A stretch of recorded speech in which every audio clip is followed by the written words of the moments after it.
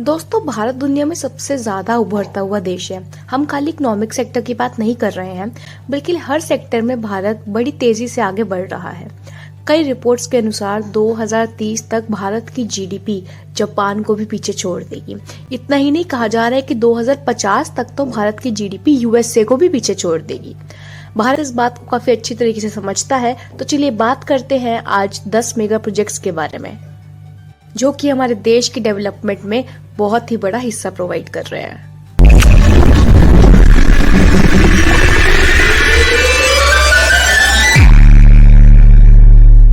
Number first, Aditya L1 project. ISRO बिना किसी रुकावट के पूरे समय सूरज को ऑब्जर्व करने के लिए और उसके डाटा को कलेक्ट करने के लिए आदित्य L1 नाम का प्रोजेक्ट प्लान कर रहा है। इस प्रोजेक्ट के अकॉर्डिंग भारत L1 सैटेलाइट को सूरज और पृथ्वी के बीच भेजेगा। पर गाइस, आपको सुनने में तो ये काफी आसान लग रहा होगा, बट ये बिल्कुल भी आसान नहीं है, क्योंकि समय समय पर सूरज पर ग्रहण पड़ता रहता है और अगर छोटी सी भी परेशानी इस मिशन में आ जाती है तो पूरा का पूरा मिशन वही की वही बर्बाद हो जाएगा। लेकिन अगर भारत ये मिशन करने में सफल रहा तो ये भारत के लिए दुनिया भर में एक ऐसी अचीवमेंट बन जाएगी जिसे भारत अपनी पावर का डंका पूरी दुनिया में बजा देगा। So all and all, space research के लिए ये एक बहुत ही बड़ा मेगा प्रोजेक्ट है इंडिया के लिए। नंबर सेकंड पर आता है दिशा एंड तृष्णा मिशन। जैसे हमने आपको आदित्य L1 प्रोजेक्ट के बारे में बताया है, वैसे ही इसरो दिशा एंड तृष्णा मिशन को भी प्लान कर रहा है। आप सभी को तो पता ही है, पिछले 2 सालों से कोविड की वजह से काफी सारी चीजें रुक गई थी। इसी वजह से भारत को अपने काफी सारे स्पेस मिशंस पर होल्ड लगाना पड़ा कोविड की वजह से। पर अब एक बार फिर से भारत अपने मिशंस पर तेजी से काम कर रहा है। सो बेसिकली हम आप लोगों को बताते हैं कि दिशा एंड तृष्णा मिशन में है क्या। सो दिशा एंड तृष्णा मिशन के तहत भारत दिशा नाम का सैटेलाइट स्पेस में भेजकर अर्थ की आखिरी लेयर पर स्टडी करेगा। और बात करी जाए तृष्णा मिशन की, तो वो फ्रांस के साथ मिलकर किया जाएगा। इसमें बेसिकली सैटेलाइट को भेजा जाएगा अर्थ की लैंड सरफेस की मैपिंग करने के लिए, जिसमें इंक्लूडेड होंगे forest, natural resources, assessment, urban area और इसके साथ साथ कई अलग अलग तरह के जंगलों की भी मैपिंग करी जाएगी। रिपोर्ट्स के मुताबिक ये अब तक की सबसे ज्यादा एग्जैक्ट मैपिंग होगी। So let's hope for the best. चलिए बात करते हैं हमारे नंबर 3 की, जो कि है भारत माता प्रोजेक्ट। ये प्रोजेक्ट नेशनल हाईवे डेवलपमेंट का अपडेटेड प्रोजेक्ट माना जा रहा है।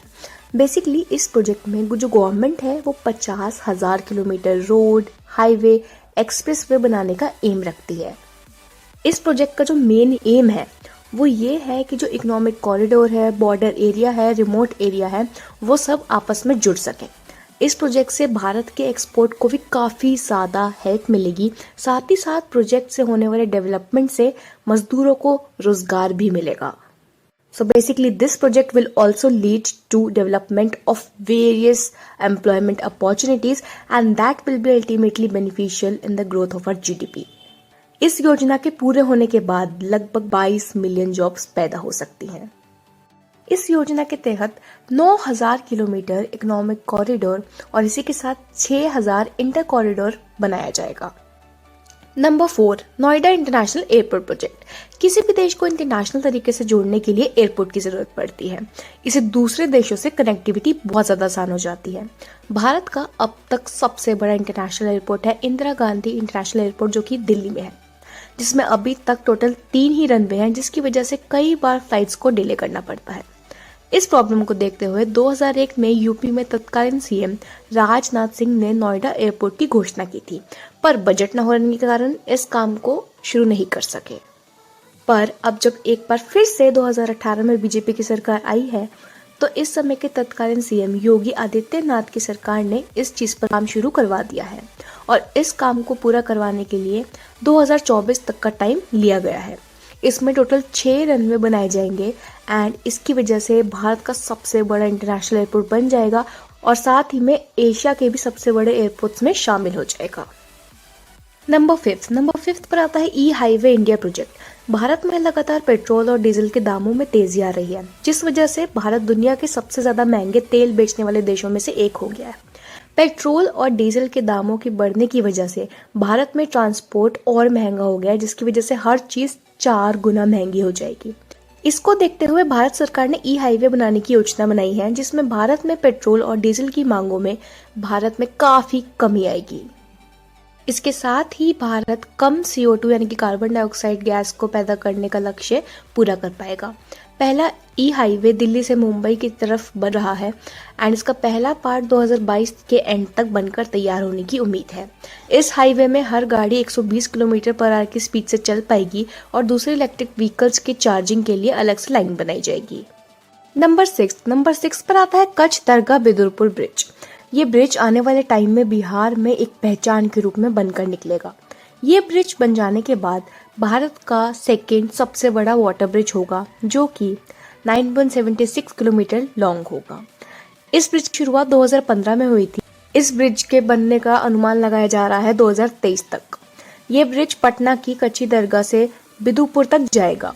इसके बन जाने के बाद महात्मा गांधी सेतु का लोड करीब आधा हो जाएगा।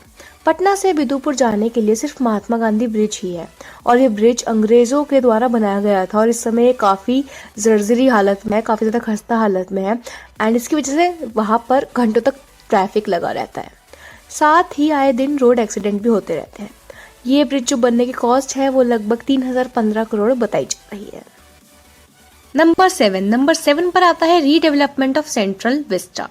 इस प्रोजेक्ट के अंदर भारत की ऐसी कई चीजें हैं जिनको रीडेवलप किया जा रहा है, जिसमें से एक है भारत का पार्लियामेंट हाउस।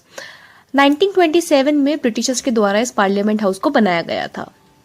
अगर हम प्रेजेंट टाइम के पार्लियामेंट हाउस की बात करें तो उसमें 790 लोगों की बैठने की जगह है, लेकिन वही अगर हम नए पार्लियामेंट हाउस की बात करें तो उसमें 1272 लोगों की बैठने की जगह है, जिसमें से लोकसभा के 888 मेंबर बैठ सकेंगे और राज्यसभा के 384 मेंबर बैठ सकेंगे। इसमें 4 फ्लोर हैं और सितंबर 2021 में बनना शुरू हो गया था और इसका फेज 1 सितंबर 2022 में बनकर तैयार हो चुका है। इसका उद्घाटन खुद पीएम मोदी ने किया था। नवंबर 2022 तक ये पूरी तरह बनकर तैयार हो जाएगा। ये प्रोजेक्ट करीबन 1.5 एकड़ में फैला हुआ है एंड इसको बनाने की टोटल कॉस्ट है लगभग 20,000 करोड़। इसका पूरा काम टाटा प्रोजेक्ट को दिया गया है एंड इसमें पीएम और प्रेसिडेंट के लिए भी नए भवन बनाए जाएंगे। नंबर 8 पर आता है रिवर इंटरलिंकिंग प्रोजेक्ट। भारत में आज भी ऐसे बहुत सारे स्टेट है जिनको हर साल बाढ़ का सामना करना पड़ता है और वही कुछ स्टेट ऐसे हैं जहां पर सूखा पड़ता है। 1999 में उस समय के पीएम अटल बिहारी वाजपेयी ने इस प्रॉब्लम को देखा और इसे निपटाने के लिए उन्होंने योजना की शुरुआत की, पर जब तक इस योजना पर काम होना शुरू हुआ तब तक सरकार ही बदल गई और इसके बाद योजना को रोक दिया गया। अब करीब 20 साल बाद बीजेपी के फिर से सरकार आ चुकी है तो इस योजना को फिर से शुरू कर दिया गया है। ये एक सिविल इंजीनियरिंग योजना है जिसका मोटिव भारतीय नदियों को नहरों के माध्यम से आपस में जोड़ना है। नंबर 9 है वंदे भारत मिशन। वंदे भारत की पहली ट्रेन 2019 में न्यू दिल्ली से बनारस तक चलाई गई थी और दूसरी ट्रेन न्यू दिल्ली से वैष्णो देवी तक चलाई गई थी। दोनों ट्रेनों की बात करें तो इनकी जर्नी काफी सफल रही थी। अब भारतीय रेल ने इस साल 500 से ज्यादा वंदे भारत ट्रेन चलाने का मोटिव रखा है एंड बेसिकली इसको स्लीपर और सिटिंग 2 रूपों में लॉन्च किया जाएगा। नंबर 10 है 5G टेक्नोलॉजी। ये भारत के टेलीकॉम टेक्नोलॉजी सेक्टर में बहुत बड़ा बदलाव लेकर आने वाली है। अगर हम इसका मुकाबला 4G से करते हैं तो ये 4G से 10 गुना ज्यादा फास्ट है। जैसे कि अगर आप 4G की स्पीड से किसी मूवी को डाउनलोड करते हैं तो आपको 10 मिनट का टाइम लगता है, लेकिन अगर आप 5G की स्पीड से करेंगे तो आपको सिर्फ 10 सेकंड का टाइम लगेगा। मतलब इतना मेजर डिफरेंस देखने को मिलने वाला है। इस योजना से आने वाले टाइम में ई कॉमर्स, ई एजुकेशन, ई रिसोर्स की जितनी भी चीजें हैं उसमें ये क्रांति लेकर आएगा। अगर आप पूरी दुनिया में देखें तो अब तक 50 से ज्यादा देशों में 5G लगाया जा चुका है और अब भारत में अब तक सिर्फ ब्रॉडबैंड ही है और उम्मीद है कि इस साल के एंड तक भारत में 5G मोबाइल भी देखने को मिल जाएगा। वीडियो अच्छी लगी हो तो प्लीज हमारे चैनल को ढेर सारा प्यार दीजिए। इस वीडियो को लाइक कीजिए, कमेंट कीजिए, शेयर कीजिए। ऐसे ही बन रही है हमारे साथ। हमारे चैनल को सब्सक्राइब कीजिए ताकि आप आगे भी ऐसी इन्फॉर्मेटिव वीडियोस देख सकें।